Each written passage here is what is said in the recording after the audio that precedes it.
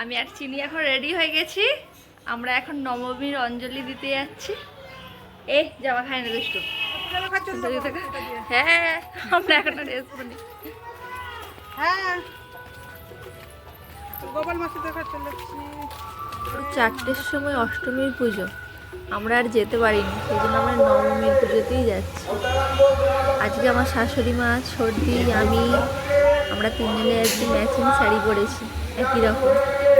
মুখোশ বসে আছে আর আমার মেয়েটা সামনে রোড আর চারদিক এদিক ওদিক সেদিক করছে। আমার ভয় লাগছে কখন গাড়ি চলে আসে। ওর দেখো কোনো স্থির নেই।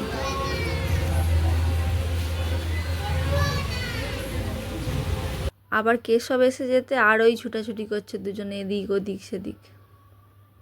এবছর পুজোর সব কিছুই যেমন অন্যরকম, মানে অষ্টমী নবমী একদিনে, সপ্তমী অষ্টমী একদিনে, মানে তারপর টাইম টেবিলগুলো মানে অন্যরকম। ভোর 3টের সময়, 4টের সময় এরকম।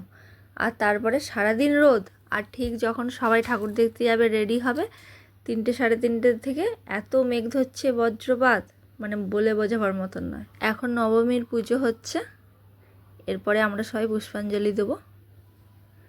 এই যে চিনিকে কোলে নিয়ে বসে পড়েছি পুষ্পাঞ্জলি দিতে।